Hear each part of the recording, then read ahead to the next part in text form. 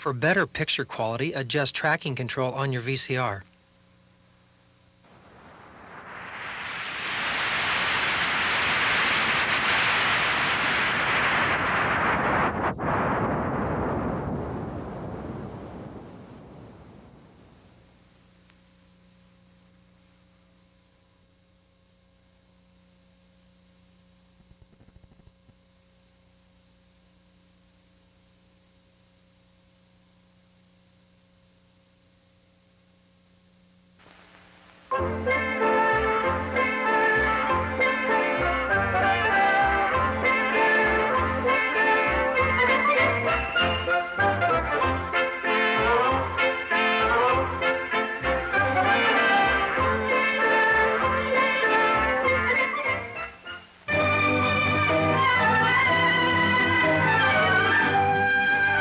Hundreds of years ago, in the land of Baghdad, lived a boy named Aladdin.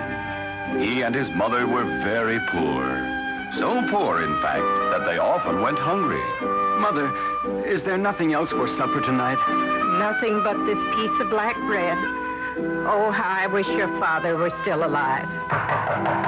Now, who can that be? I'll answer it, Mother. At the door stood a tall, strange man. He wore a white turban of the purest silk. Why, hello. Aladdin, how are you, my boy? I'm all right, thank you. Who are you, please? Oh, who am I? Oh, I forget you've never seen me before. I am your uncle. My uncle? Yes, your Uncle Hamid. I'm a famous magician. Of course, the stranger wasn't really Aladdin's uncle. He was pretending. But why? Soon we'll know exactly why. Meanwhile, he performed feats of magic and showed Aladdin and his mother that he really was a magician. He made clouds appear and start raining. He clapped his hands and made thunder. Now, Aladdin, I want you to come with me on a very important journey. Where, Uncle? To the most secret part of the forest. They came to an underground cave. Now, my boy, deep down inside the cave, you will find a lamp. Bring it to me. Aladdin slipped down into the cave. Deeper and deeper he went.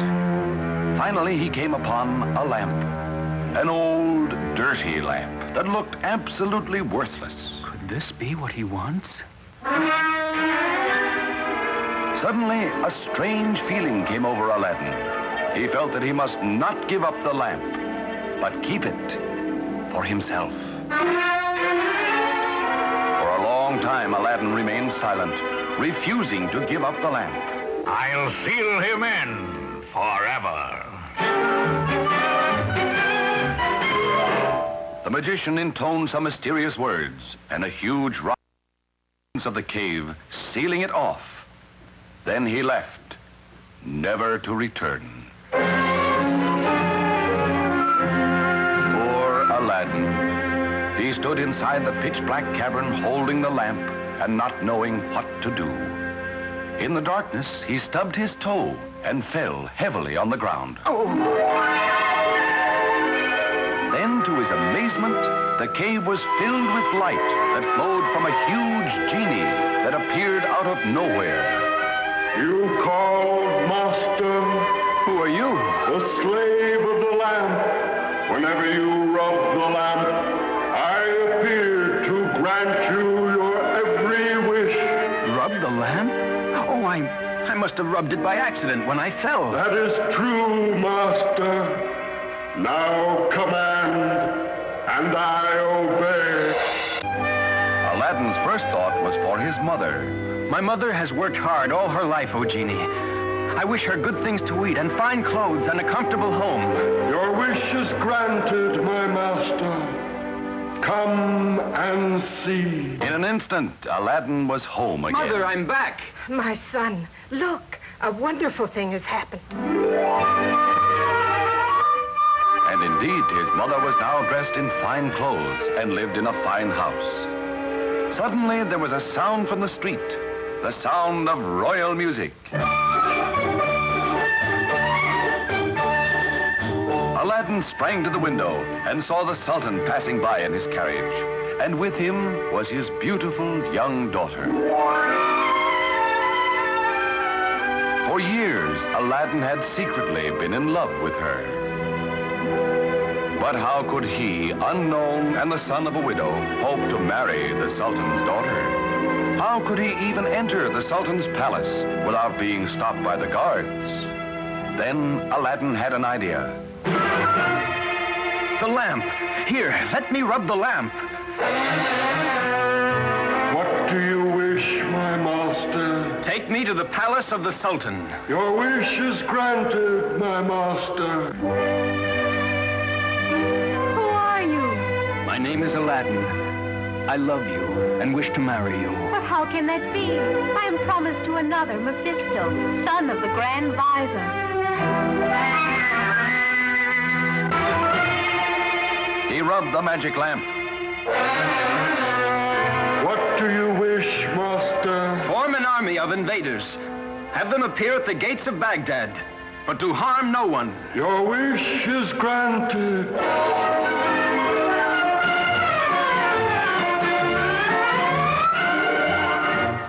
The Sultan's daughter saw that Mephisto was a coward, but still she thought she should marry him. Next, Aladdin had the genie change him into a helpless old beggar. Please, Mephisto, I am starving. Help me. Help you? Get out, you lazy old man. And the Sultan's daughter saw that Mephisto was cruel, but still she thought she should marry him. Finally, Aladdin ordered the genie in disguise to tell Mephisto that the Sultan and his daughter had quarreled and that she had been disinherited. Worthless woman. What good is she to me without her father's money? When the Sultan's daughter heard that, her eyes were opened and she refused to marry him. Soon she fell in love with Aladdin and married him instead.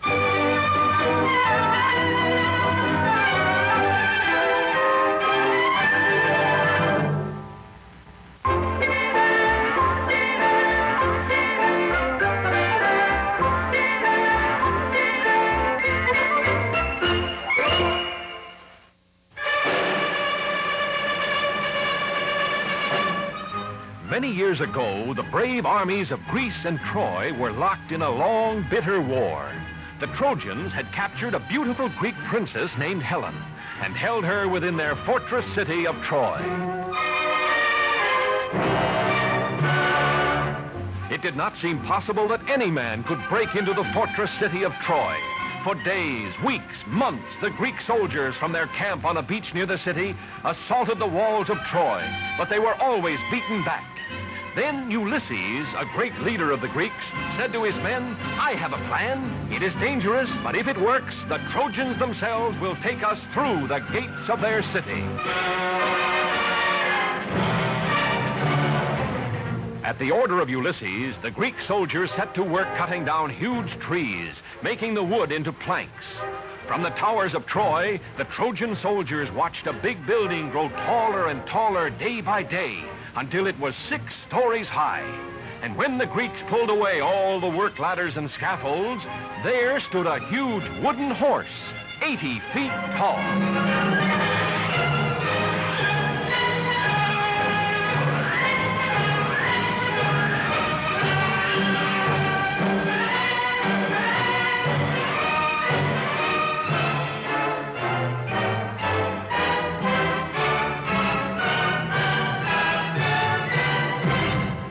All along the towering walls of Troy, the soldiers and the people gathered to look out across the plain at the great wooden horse. They wondered what it was for, what it meant.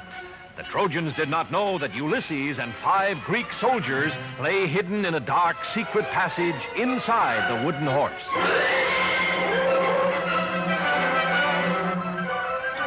All through the night, fire blazed brightly on the beach.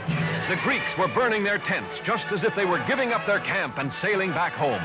When morning came, not a Greek ship or soldier remained. But where they had camped stood the great Trojan Horse.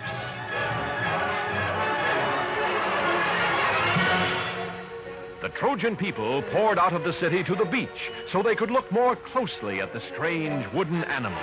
They thought it would make a great monument to their victory over the Greeks.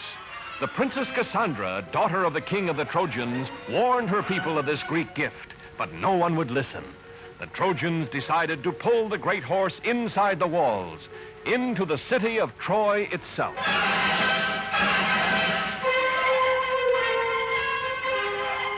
The Trojans tied thick ropes around the legs of the huge wooden horse. Hundreds of men took a hand at the ropes. Others lined up behind the horse.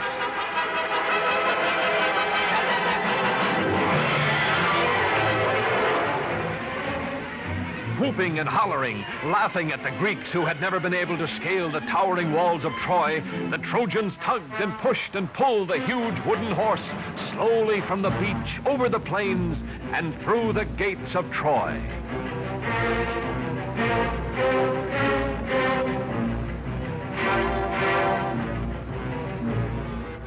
In the dark, secret passage of the wooden horse, Ulysses and the 5 soldiers lay quietly waiting. They could feel the horse being moved. What the Trojans had decided to do, neither Ulysses nor his soldiers knew. Suddenly, after a whole day and half a night, the Trojan horse moved no more. An hour passed. Still the horse did not move. Ulysses gave a signal. The soldiers felt their way silently down the dark, secret passage, following Ulysses. Cautiously, he opened the trapdoor. Just as he hoped, the Trojans had brought the horse inside the walls of Troy. The city was sleeping now, and the walls were unguarded. Ulysses drew his sword. He ordered the soldiers to follow, and he dashed for the main gates of the city. The Greek soldiers quickly tied the sleeping Trojan guards, while Ulysses scampered up the sentry tower. Holding a torch high above his head, he signaled to the Greek army, which had turned around and sailed back to the beach during the night.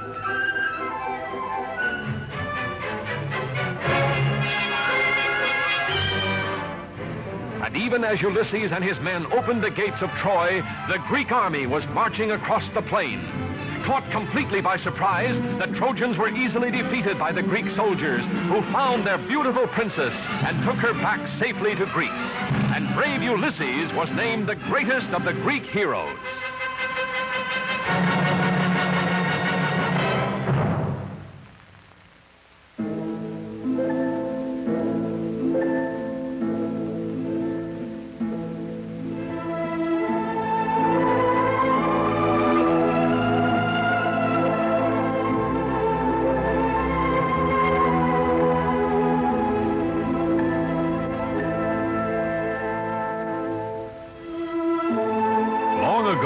Distant land of Norway, there lived a handsome young boy named Peer Gynt. Peer was very lazy. He did nothing but dream. Dream of the day when he would marry a pretty little girl named Solveig.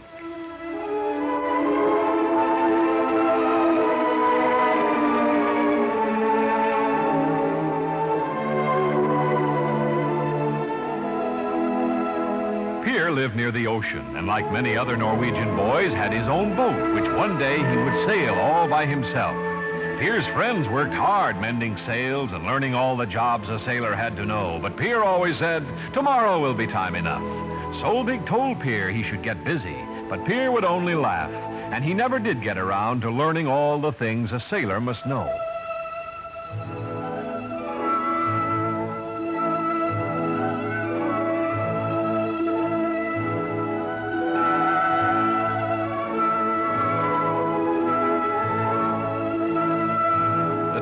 When he had to sail his own boat came much sooner than Pier expected. There was to be a race. All the boys Pier's age would sail their own boats. Pier worked a little harder, but he spent much more time telling Solveig what he was going to do after he won the race. Solveig warned Pier to stop putting off his work, but Pier paid no attention.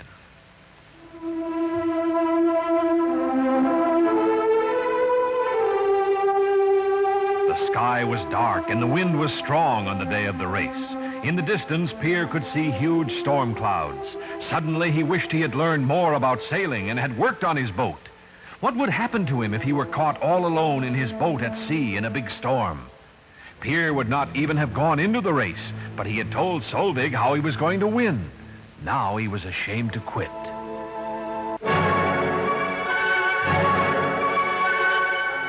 The day had grown very dark.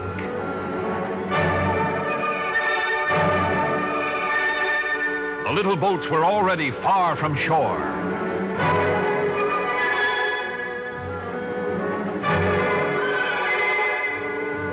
Pierre worked very hard. The wind was strong and his little boat skimmed over the rough sea. It seemed that he would win the race in no time at all.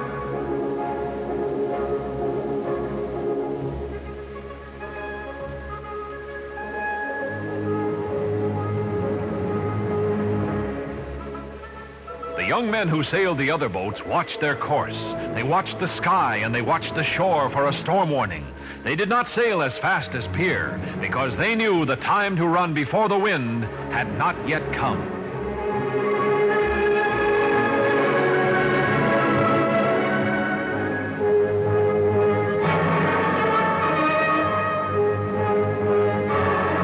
Suddenly, the howling wind crashed into the sails. The little boats were caught in the storm.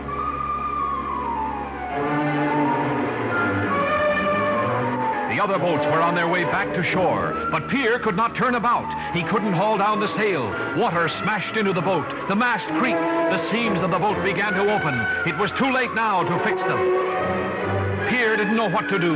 The waves around him seemed as tall as mountains. The water crashed down on the little boat. Pierre hung to the boat for dear life. The mast bent like a whip, and then it snapped, crashing down on the tiny boat. The sail piled down around the boat. The mast and rigging fell over Pierre's head. And in the howling storm, that was the last thing Pierre remembered.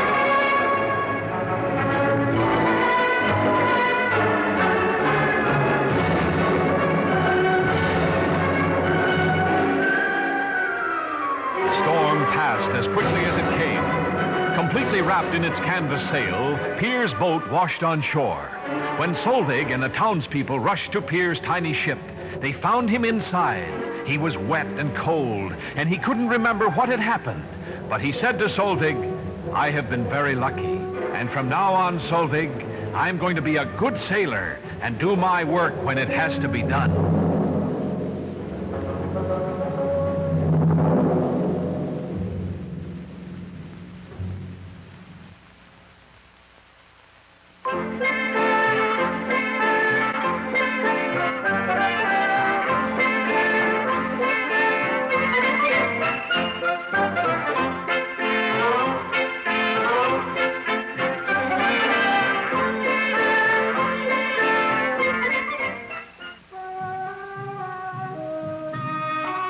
Many centuries ago in the ancient country of Persia, there lived two brothers.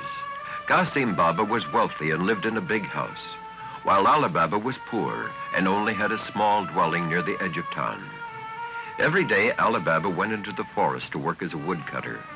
One day, while working in a new grove of trees, he heard the sound of horses' hooves.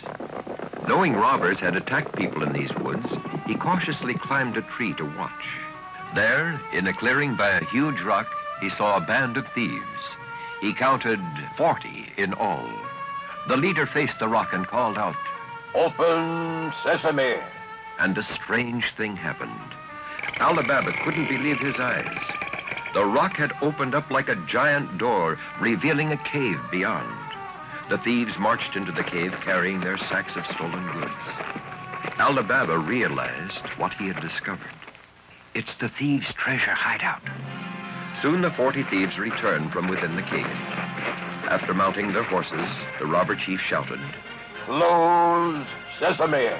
And the rock door swung into place, leaving nothing to reveal the hidden wealth sealed inside.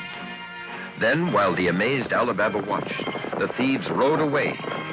Soon Alibaba got enough courage to go close to the rock and try the magic words. "Open sesame!" The door obeyed. Nervously, he went inside the passageway. It led him to a giant cavern filled with chests of jewels and bags of gold and silver. Never had Alibaba seen so much treasure. But he knew now he had learned a dangerous secret. If the robbers found him here, they would slay him on the spot. Quickly, he gathered up 2 sacks of gold and dashed out. Close. Sesame.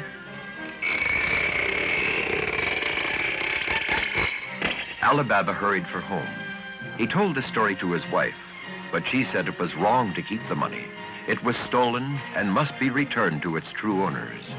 But Alibaba was afraid that if the news got out, the robbers would know that he had found their secret hiding place. So he went to his rich brother Kasim for advice. He told him the complete story, even the secret words. Open sesame, eh? My dear brother, tell no one about this. You were wise to come to me. I will decide what to do. But the greedy Kasim decided to rob the cave himself that very night. The sight of the treasure was more than he'd expected. He began gathering and counting stacks of money. His greed caused him to forget the danger he was in.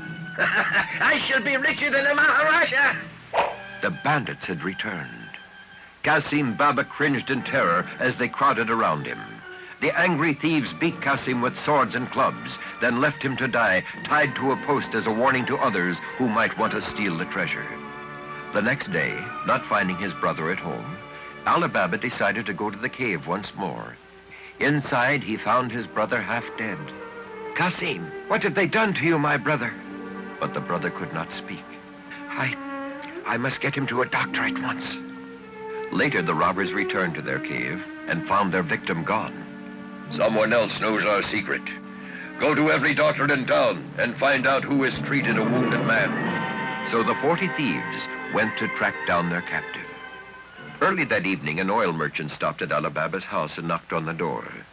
Please, sir, may I stay the night and leave my oil jars in your courtyard so my donkeys can rest? Oh, please be my guest. You are welcome. 40 oil jars lined the walk to Alibaba's house. But only one jar contained oil. The others held a thief, for the merchant was the robber chief in disguise. Remember, only when I give the signal will you come out. Then we will destroy Alibaba and his whole household. Later that evening, while Alibaba's wife was serving the meal, she noticed a hidden dagger in the sleeve of the merchant. This must be a thief, she thought. Our lives are in danger. She ran out to get help when the voice called out softly, Is it time? Not yet. She peeked into each jar and found someone hiding. When she saw the last jar with oil, she had an idea. With the help of 2 neighbors, the oil was brought into the kitchen to boil. Then, as the neighbors carried the oil, Alibaba's wife dropped ladles full of the hot liquid into each jar.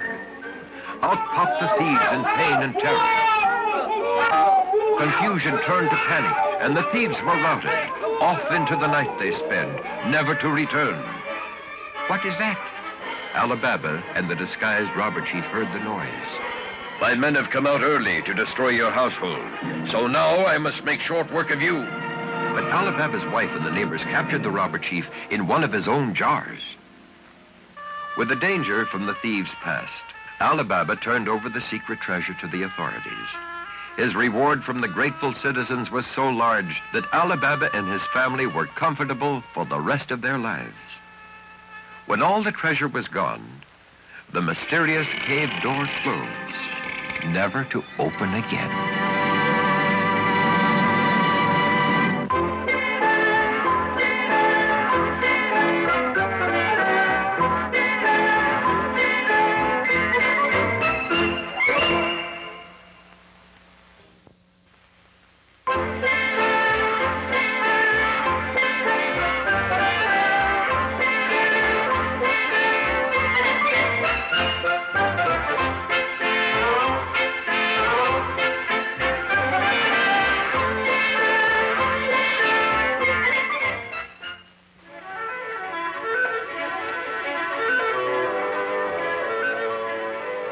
Once in the forest on the shores of the great lake we call Lake Michigan, lived an Ottawa Indian boy.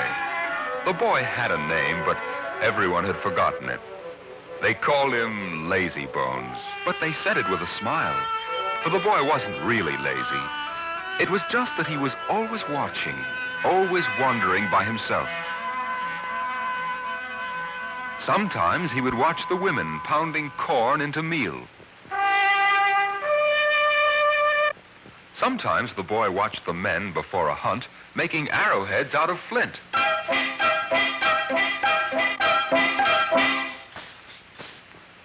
But the boy didn't help them.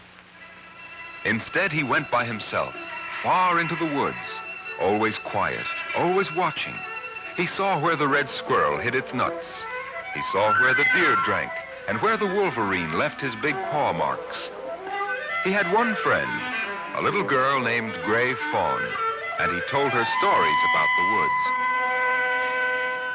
The woods and I understand each other. The trees are my friends.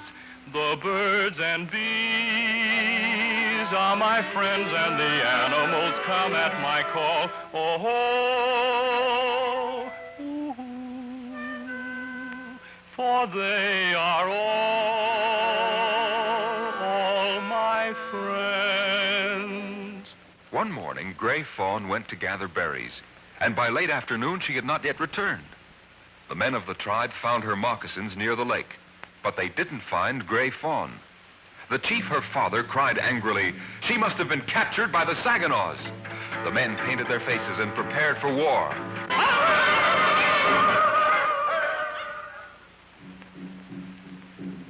While the men prepared for war, the boy called Lazy Bones went to the shore where Gray Fawn's moccasins had been found. He said to himself, if Gray Fawn had been captured, she would have dropped her berry basket. I don't think she was captured. I think she took off her moccasins to go wading. He looked along the shore until he found a footprint in the mud. He said, she came out here and couldn't find her moccasins. He sang, my woodland friends, tell me where is Gray Fawn? Which way did she go? Oh, tell me, please, that you know and your signs I will follow to her. Oh,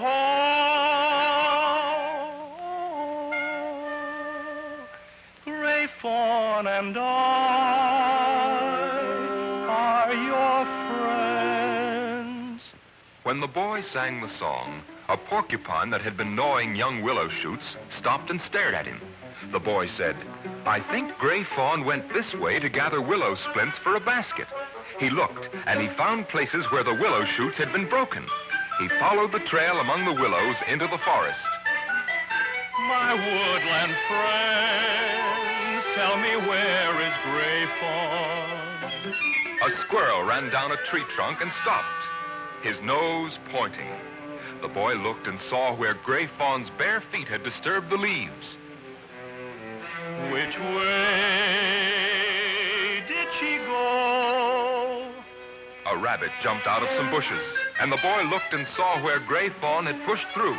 He thought, she knows she is lost and is too frightened to look where she's walking. Oh, tell me, please, that you know and your sign I will follow to her. Gray Fawn, Gray Fawn. Just then, a flock of crows began to scold angrily. The boy went to the noise, for he knew that crows will scold when they're disturbed by someone who has no weapons. There, under a tree, he found Gray Fawn. The boy took Gray Fawn by the hand, and they set out for home. See, there! And when the men saw the children, they laughed with relief and joy. And the chief, Gray Fawn's father, put his hand on the boy's head and said, now I will give this boy a name.